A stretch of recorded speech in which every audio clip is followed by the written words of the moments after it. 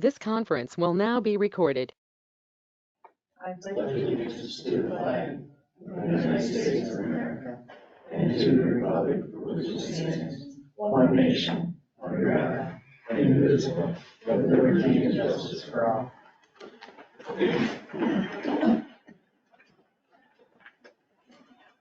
Good morning, everyone. This is the Mitchell County Board of Supervisors meeting. We are available at the courthouse or at GoToMeetings for a later date to view. Today is Tuesday, January 7th, 2025. First up, we have approved the agenda. Is there a motion to approve the agenda? So moved. Jim made a motion. Is there a second? I'll second. Todd seconded. All those in favor, say aye. Aye. Aye. Aye. Motion passes. Approve the minutes of the January 2nd and January 3rd meetings. Did everyone have a chance to look those over? Make a motion to approve the January 2nd, 3rd meetings. Mark made a motion. Is there a second? I second it. One second. Any discussion? Roll call, Mark, Aye. Pam, Aye. Sydney, Aye. Jim, Aye. Todd. Aye. Motion passes. County Attorney General discussion. Just briefly, I don't know if I emailed you last week or not, but I did get that check for the New Haven property. You did that, you approved that a while back, but it took a while to get the check, and I got it. So I gave that to Rachel. I don't have any reason to think check to the church is not gonna clear, but it's just my standard practice in any transaction to run it through, make sure it gets through, and then I'll record the deed. But anyway, there's nothing else gotta be done. Thank you. So I guess that's about what's new in my world right now. Okay? Thank you. Thank you. Thank you. Sheriff update. So I don't have anything in addition to what we covered yesterday, but I will take any questions the board might have or anybody here might have while we do what we do. Or compliments. I'll take those. Good job. Thanks, Jim. Keep up the Thank good you. work. Yeah. All right. Department head discussion. Anyone have department head discussion? Rachel, can we put a couple of things on the agenda for either next week or coming up? Yep. One would be discussion and possible action on moratorium extension. And then let's do an IT update.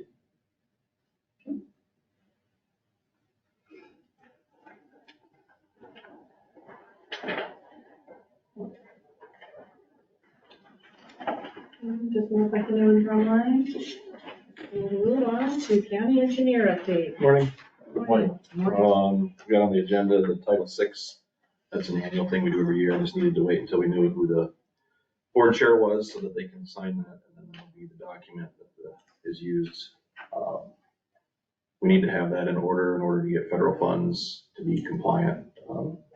We do it anyway, but the DOT requires that there's assurances and agreements that we are gonna do it, so. I think you have the documents with you to sign, so. Is there a motion to approve the agreement insurances? I move to approve the Title VI agreement and the assurances for the county engineer. Dan made a motion. Is there a second? Second. Jim seconded. Any discussion? roll call, Todd, Aye. Jim, Aye. Sydney, Aye. Pam, Aye, Mark. Aye. And maybe a little information for you, Pam, that's for the whole county. for the whole county, Yeah, right? and the job was given to me so freely that if anybody else wants to take it, they can take care of it too, so. I believe that also applies to ADA contact also, but I don't remember ever having a document for ADA compliance, so. Anyway, thank you. And then next week, I'm gonna wanna put Rachel a couple of final pay vouchers on the agenda. I might have another one to go with it. These are the two more. To close out a couple projects. We got one more project to close up. I think we're caught up. And then, we've got budget and program to go through in a little while, so. Look at that. Probably less program, more budget, but until we do the DOT stuff, we'll get more into the programming side, so. That's all I've got for you. Anything else for the engineer? All right. Okay, thank you. Discussion, possible action on FY '26 Central Iowa Tourism Funding Request. I told her 8:45 because normally we don't go that fast, so she's not here. Did they have anything documents, or is she bringing that, do you know? I guess she should. Okay. She'll be bringing, I believe, the magazines and anything, if we want to ask her to add anything, that's kind of the time to do it. So. So we can move on to water sampling funding request from Mitchell County Soil and Water Conservation District. Good morning. Morning. Good morning. And, Thank you. No. Appreciate it. Thank you. Thank you. Good morning. thank you. So I'm Leo Cruzy, the project coordinator for the Rock Creek Watershed. And I'm here today on behalf of the Soil and Water Conservation District to request sampling funds for this coming summer. We started sampling, somewhere around 20 sites back in 2006. It was funded through the DNR for the first 10, 11 years. And since then, it's been funded with the Board of Supervisors, the Soil and Water Conservation District, along with Iowa Soybean Association. We've started to work with the Iowa Nutrient Reduction Center, Dr. Matt Helmers, Dr. Kay Stepanek. And what we've come up with, trying to be cognizant of budget cuts and tighter funding and making sure that we're using everything, maximizing the dollars that we're using. We've kind of decided, amongst the commissioners and the folks down the names at the Nutrient Reduction Center, that we want to par back to like 15 sites a year. 8 of those sites are either historically high in a nutrient or some sort of pollutant, whether it be, nitrates, phosphorus, E. coli. But then there's some sites that, just as far as as a monitoring of what the water coming in and exiting the county are, there's some sites that we want to keep doing at the state line. And then we want to do it downstream where the water is actually exiting the county. And then there's some areas where there's, more conservation practices implemented and somewhere where there's not. So there's going to be a list of 8 sites. I think they're on there. That our intention is to continue to kind of monitor every year, for them reasons. And then there's going to be a revolving list of 20 that we're going to sample, 7 or 8 sites out of that list of 20, just to kind of monitor the baseline. They've been, Milt and his kind of crew over the years, the past 20 years, have been doing the sampling, and we've got a good baseline established. So on that revolving list, we don't feel that, there's not a constant new thing popping up, I guess, or, issues popping up. So, that's kind of where we come up with the revolving list. What the actual sampling costs are, the district provides the labor, for myself and Mike and the folks to actually conduct or pull the samples. But what the ask is, I guess, the phosphorus and the nitrate testings, them are both $18 per sample. We're gonna sample them 4 times a year, at 15 sites. 4s and 8s, I'm not good with multiplication. It's on the sheet, what the actual total cost is. And then the bacteria testing, the E. coli testing is $22 per sample. And then we end up with about $75 in shipping because we ship them to the state hygienic lab or we overnight them, to Iowa City, to the state hygienics lab. So, and that's where the testing is conducted. So, we end up with just shy of $3,800 is kind of what we're looking at for this year's testing. Like I said, that's pared back quite a bit from, previous years. I think when we were up to in the 20s for sites and doing them 7 times a year, we were testing every month from April to October. Now we're just gonna test them 4 times throughout the summer. So we're cutting back. We were spending about $9,000, and this year we're looking at just short of $3,800. So your ask, you come to 3780, your ask is 3780, your ask is 4,000, or what? 3780 is The exact amount. is what we're looking for. Yep.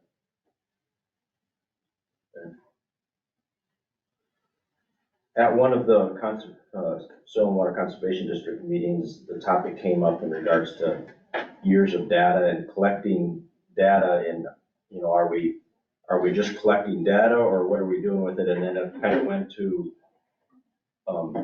what can we do with the data to see the benefits of if anything's going on? And some of it had to do with conservation practices and different things that are in the county to see if some of those conservation practices are actually benefiting, and the data can prove that it's benefiting, those conservation practices are benefiting what we're doing.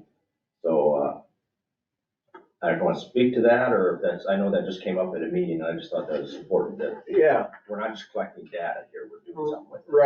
Right. And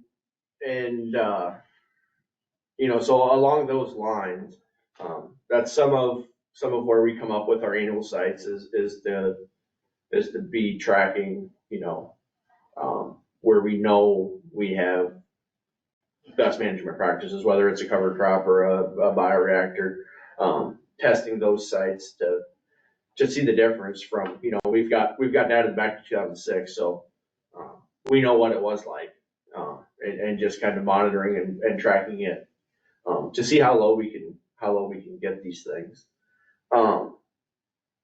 One thing that we are working on, and I think that this, I know it's a goal every year, to get it publicly available, but I feel like we have legs under it this year.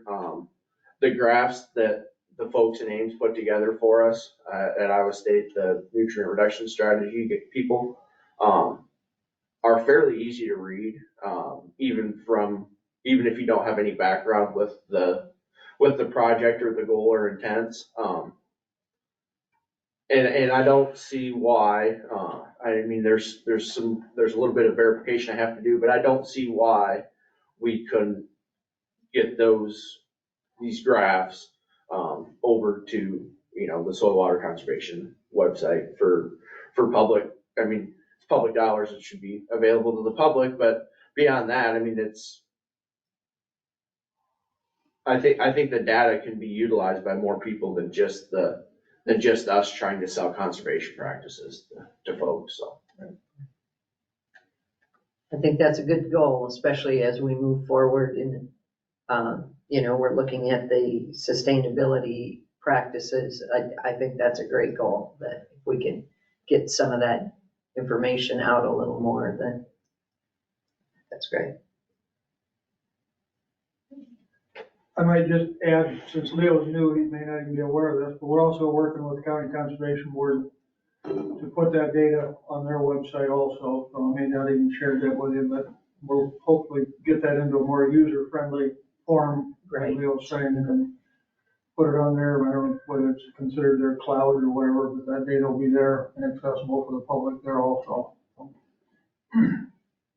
milk that thumb drive. The thumb drive has all the information from all the years Yeah. you gave to me. It's in my desk, but I did upload it into the computer. Okay. And right now, it's just in my side of it. But I plan to put it in what's called an N drive, which is all the supervisors. All the supervisors have access to the N drive. So it'll be in there, and that way it's as this board changes over years, there'll be access to it. It'll be in there, so. Right. I think that, along with that, we should look into, I mean, I can't see why we wouldn't be able to share that Cybox file. The university loaded that thumb drive, or Milt sent them the thumb drive, Okay. and that's what, I mean, they basically have all the data loaded onto it's a cloud-based, program. So yeah, we can be in touch and see if we can't maybe make life simpler as far as uploading it in a user-friendly form. I think Bill, you just wanted to have a backup somewhere for it. And- The county cloud, just to have it backed up, so, because thumb Sure. drives get lost, thumb drives get Right. damaged. The other thing, the difference between what Leo's talking about with the nutrient reduction and Matt Helmer's, their data, you can look at all of our sites at once and compare things that way. The way I set it up, I didn't have the power to do that. You can look at one site at a time on the way I put the data in there, but they were able to take the data that we have and you can actually compare sites right in front of you, several sites at a time. So that'd be kind of powerful. And I think, yeah, absolutely, it should be shared on there. So there's a little more understanding I need to make of that, but I think Leo's helpful. We'll get that done. So I think they were, at Iowa State, they were pretty complimentary, impressed that we've got that much data to back up our baseline data. So I think it's pretty valuable. It's been a valuable investment, I think, over time, like I say. But we will continue to use it because you can look at trend lines and you can pick up things as we've made good advances in the Rock Creek watershed, but there's a lot more work that needs to be done. And I think eventually we're going to start to see we've seen some trend lines go down. So I think it's valuable to continue to look at that. Just a little food for thought, Leo, that, getting it out to the public, I do know that, and maybe you guys already do this, but maybe one place to get it out there would be, at the fair. The varied industry buildings, they would like to get more displays and stuff in there. And maybe a year or two of down there and maybe the website and different things like that the public could, just talk to you, and I do know that they're looking for, some booths set up in the very building this year, so just a thought. Yeah, absolutely. That'd be a great idea, especially you have a lot of young families and young people around. It kind of piques some interest there and some young kids too. That's a great idea. Any more questions? Well, thank you, folks. Thank you you. for coming.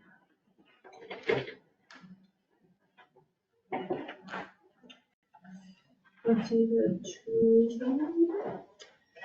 We'll move on to number 9, discussion and possible action on FY26 crisis intervention funding request.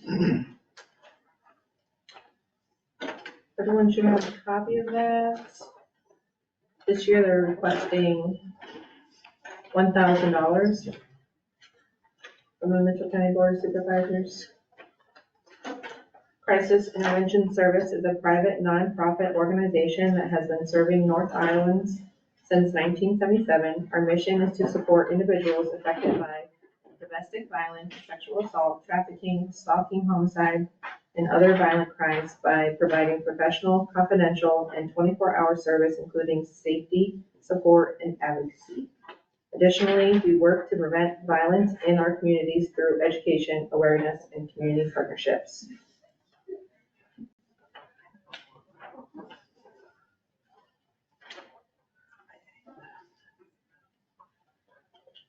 essentially crisis services to 58 Mitchell County household, representing a total services of value of $72,020.92.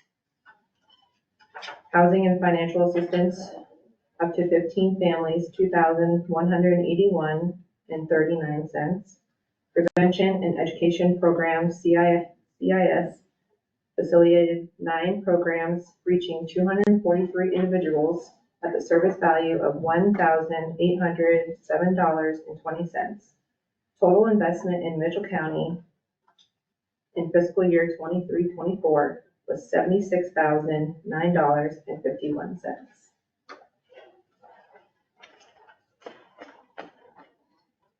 And we do not actually take action on this today. That is just so noted. They're asking $1,000. Anyone have any questions? Is that consistent with what they've asked in the past, I'm assuming, or, yeah, Yeah. it kind of looked like? Very consistent. All right. Did our travel agent tourism come in yet? Okay. We'll move to number 10, discussion of possible action on Joel Roney IT performance review. And Joel is online. Good morning, everyone. Good morning. Good morning. So I guess I just to let everybody know that Ryan and I have been in conversations and chatting and talking here over the last year and a half. And we've kind of decided that we're going to sit down here sometime in the near future and review the assessment document, that the report that we left with you folks after we did the tech team assessment, and just see what the progress looks like compared to that document. And then also, I know Ryan's coming over. He's going to join us for the Worth County assessment we've got coming up this week. And that's always a good time for a bunch of us IT folks to get together and talk about, what's going good, what's not going good, and just have that kind of a nice learning experience. That's one of the reasons we do these assessments, is not only to help the county, but also to do some education and outreach for our membership as well. So I know Ryan and I have some good opportunities for some good conversations here coming up in the near future. Very good. Thank you. Any questions for me?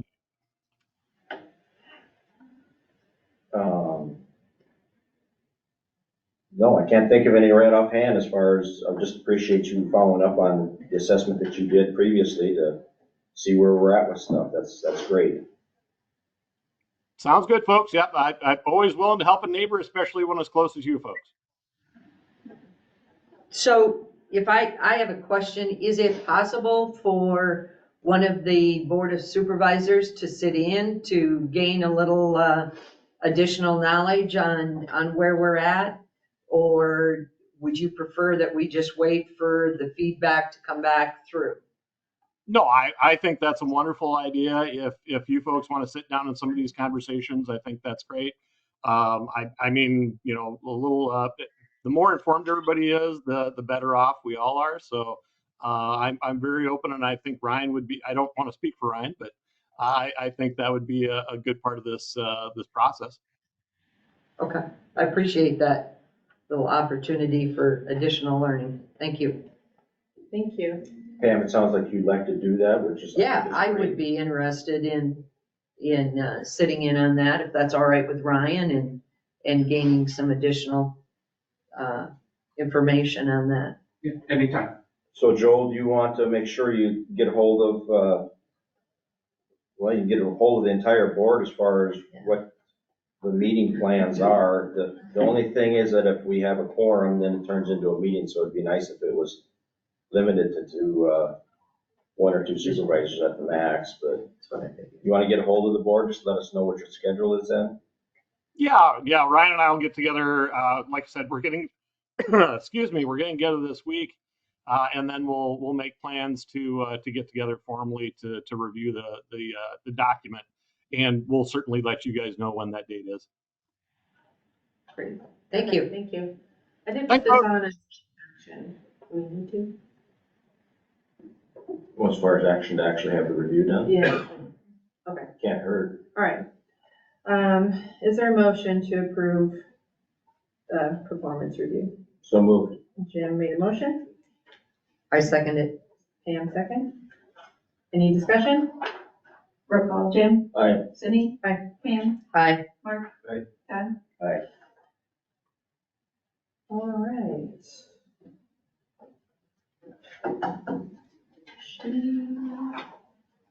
Who seconded that? I'm sorry. Pam, I did. Okay.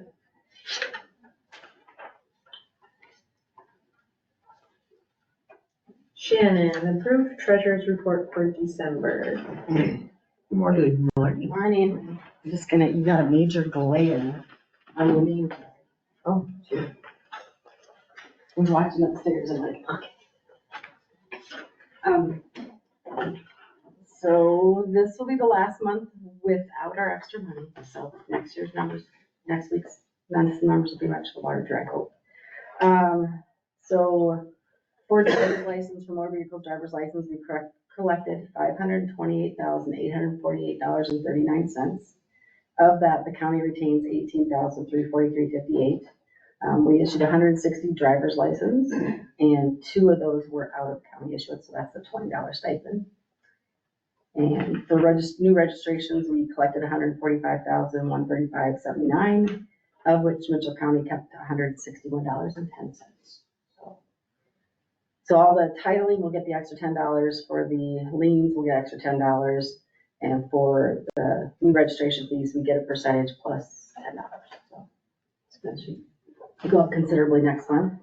Property taxes collected, we have a lot of individuals, I know I've said before that we have a lot of people that pay in August when they get the bill, September when it's due, and then now in December, those that have businesses want to get both first and second half paid for their taxes. So we get a lot of December payments, so that's what the majority of that is. Penalties, 661 was those that missed their September payments.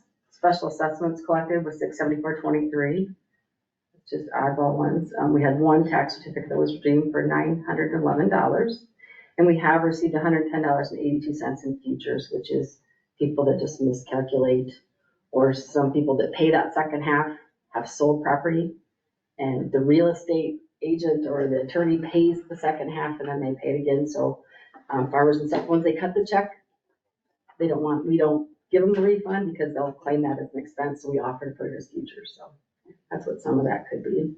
Interest on investments last month was $57,616.44.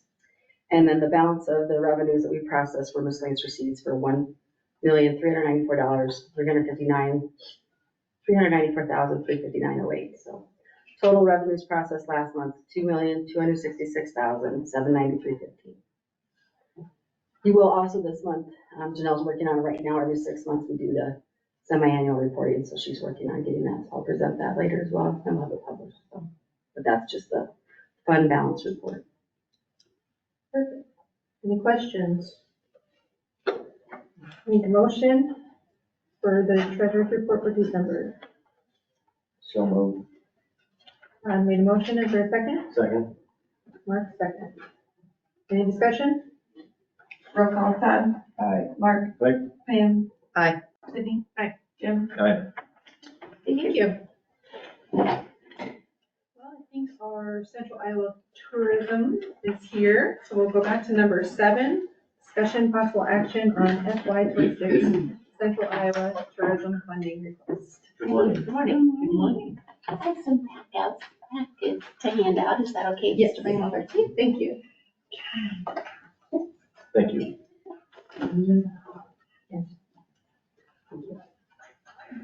Thank you very much.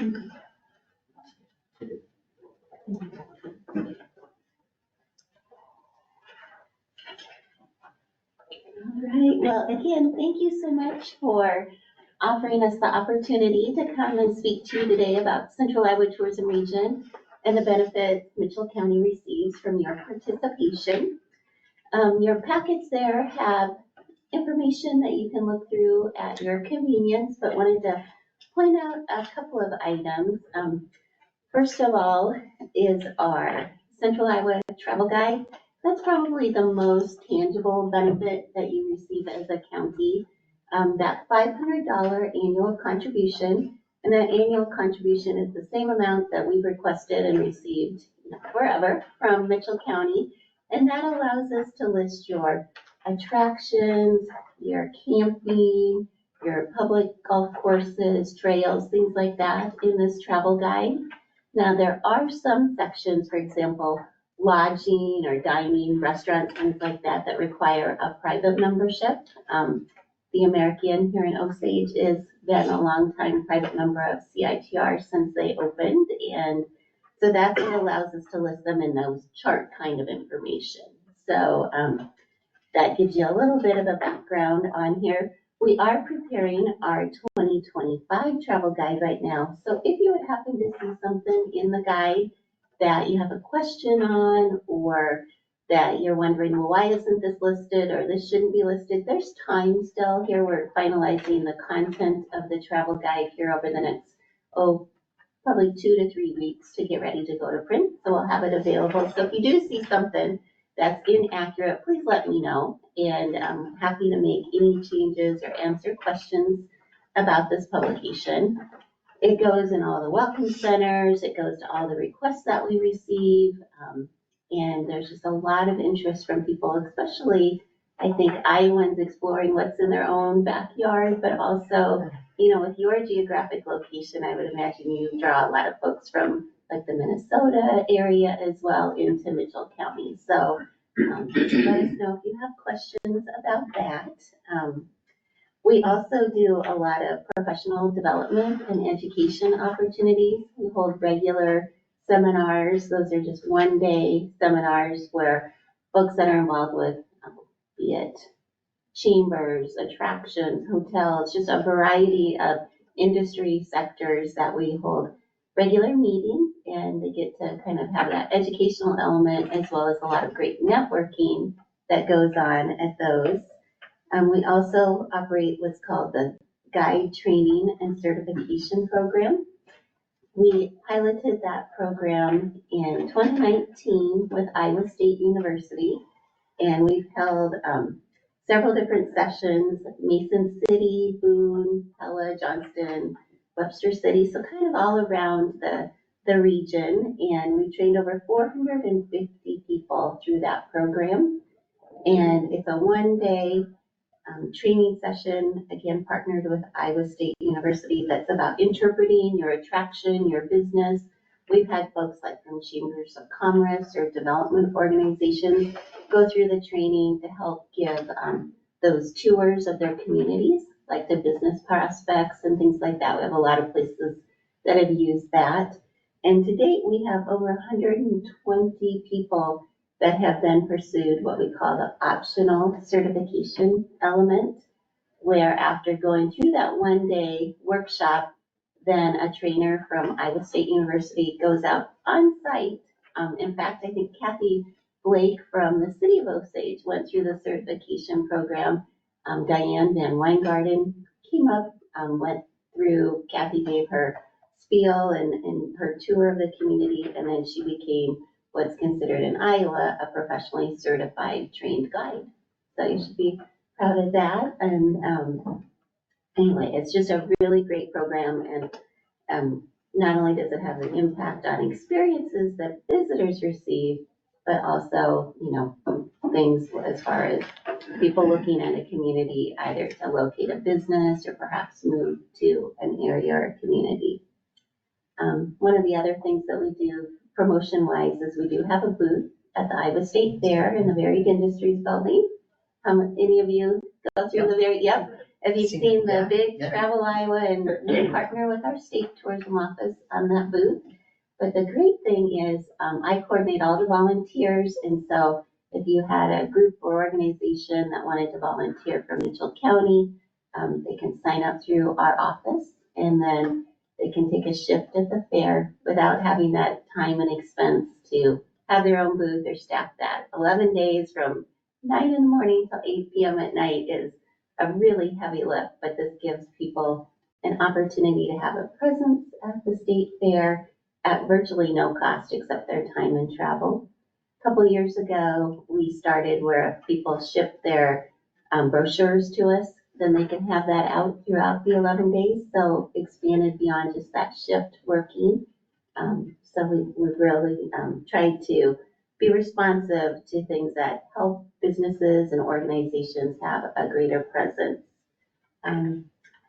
You know, I mentioned the networking earlier on. I think that's really vital to have that connection with others and just promoting not only you yourself as a county, but networking and partnering with others.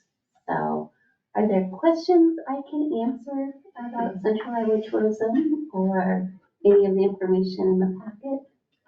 So you said to give you any updates. Yeah. The Mitchell County Historical Museum has actually moved to the Cedar Valley Memories. Oh, Yeah. okay. Can you tell me what page that's on? Just so I can- 40.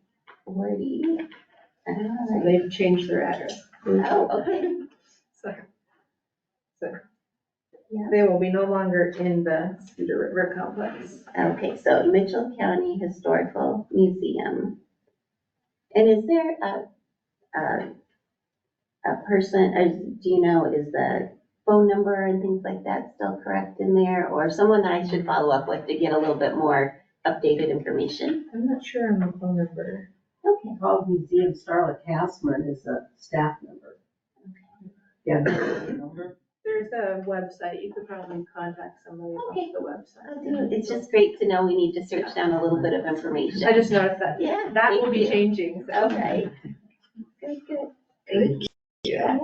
Well, actually, the address probably right below Mitchell County Historical Museum, Mitchell County Nature Center, which is the grounds that it's on. So and it's 18793 Highway 9.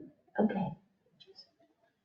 So it looks like we maybe need to revamp that whole little section there to make sure that it's accurately reflected. Yeah. So that was. And then again, I would encourage you to look through like camping, those types of things. If there's anything we can update there. Most of our listings are organized according to city because that's how travelers, we all talk in county speak because of, you know, being through counties, but our guide throughout the guide is organized by city. So occasionally like we'll be like, okay, do we need to adjust a city name for a specific location? So addresses. All right. Our economic development director is Jenny back there. I don't know if you have her contact information, but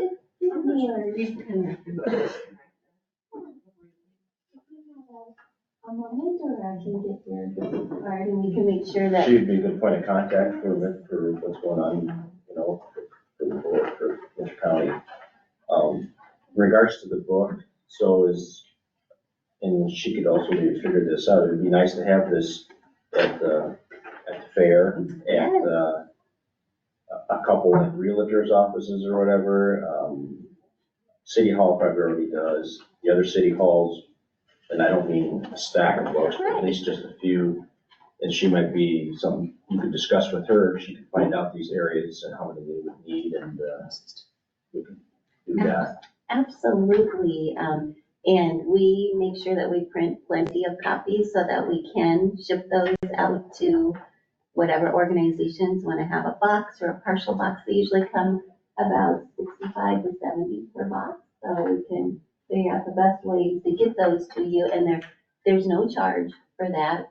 We ship them out to you, make sure that, and then you just let us know when you need more quantities. A lot of our county conservation board offices will have them, or if they've got a visitor center, or exactly what you talked about, because those things that attract visitors to your county are the same things that are going to attract residents or potential businesses. So all of those places are perfect distribution points for the travel guide.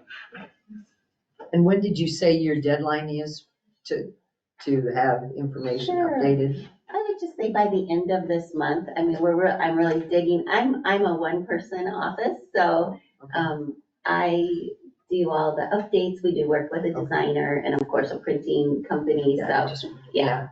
And send it to me. And my information is on the back of this annual report, my direct email there. Oh, Okay. yeah, Ann@iowatourism.com.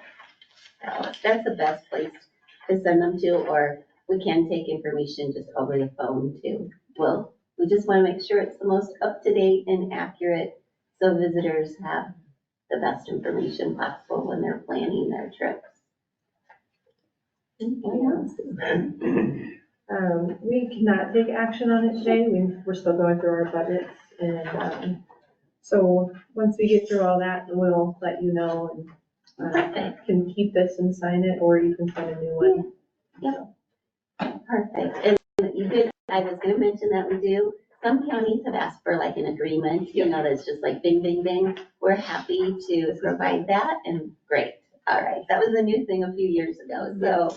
We appreciate it. Yeah, and just let me know if you have questions or additional updates, and I will, connect to make sure that we've got the historical museum information and anything else that needs to be updated.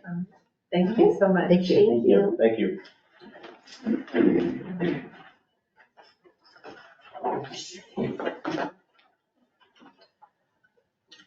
Okay, I think we're on number 12, discussion and possible action on FY 26 foster grandparents funding request. I don't have that information. Jim asked me to put it on, I missed it for the second meeting. I didn't know the second, so I added it. Oh, And I don't have the information. I don't. Okay. I forgot, sorry. No, we're good. Yeah. We can, just table it until This next week. cover letter that we got, that we were looking at, maybe. It might have been come across my desk. I asked you to do that, and then I don't remember where that went, so I apologize. I haven't seen it, so I don't know. You want to read it? I don't think I need to read it all, but I'll, here in Metro County Board of Supervisors, the AmeriCorps Senior Foster Grandparent Program would like to request the support of $5,000 for the 2024-25 school year. These funds will be used to supplement in-service training, supplies, meals, uniforms, which include photo identification and smocks for existing foster grandparents, volunteers. Funds will also go towards supporting new foster grandparents to serve Mitchell County youth. We currently have 6 foster grandparents at Osage Lincoln Elementary and Osage Community Daycare for more needed. AmeriCorps Senior Foster Grandparent Program offers seniors aged 55 and over opportunities to serve as mentors, tutors, caregivers for children with exceptional needs. AmeriCorps Senior Foster Grandparents Program has been in existence for over 52 years in North Iowa. AmeriCorps Senior Foster Grandparents Program's mission is to bring together an elderly person and a young child in ways that help each individual grow, that both the senior and the child learn with it what it means to give, accept, mentor, and gain an understanding. The program focuses on helping older children with reading, spelling, math, writing. The focus for infants and toddlers is develop trusting relationships with adults so they grow to believe in themselves and become confident leaders. It just kind of goes beyond with the history and the numbers. I did call and talk to Greg Adams, who is our elementary principal, and they have, I believe she said there's 3 there now, and they're busy. They come every day, and the kids are really into working with them, and so it's going good with Osage. I didn't reach out to St. Ansgar. Just gonna ask if we have any in the St. Ansgar district. And I'm not sure I can make copies of this, but this was on my desk, late yesterday. So, that's why I just quick read it and then I called Greg just to see how the program was going for Osage. Thank you for doing that. Yeah. Yeah, thank you. Thank you. I have it down that they require a $40,000 match. Does it say on there, Todd, what their other funding sources are by chance? You see a number, you see a $40,000 on that document anywhere? Our federal grant through AmeriCorps Seniors requires a financial match, which is over 40,000 a year. The kindness of donors like you and other donations we will be able to make our financial match goal this upcoming year. And then just go on to thank us again for our donation. So I don't know where that funding's. That sounds federal. Okay. Thank you. Request of $5,000, so noted. Thank you, Todd. Move on to meetings attended. I had none. I have all of mine this week. I kick off this week, tonight, actually. Good. Perfect. I had none. Ooh. Public comments. Go easy. Penny Morris, I just wanted to make sure you did the master matrix thing. I don't know if you've got that on your agenda. It has to be passed every year. I think the state requires. We haven't done it yet. Yeah, I know. So I'm just here to make sure you get it done. I think it has to be done by the end of January.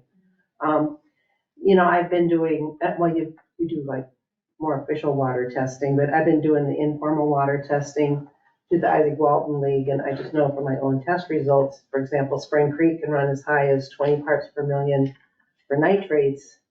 And we know that Iowa has a growing cancer problem, like could be linked to nitrates in the water. So passing the matrix is at least a little bit that the county has a say in terms of managing confined animal feeding operations.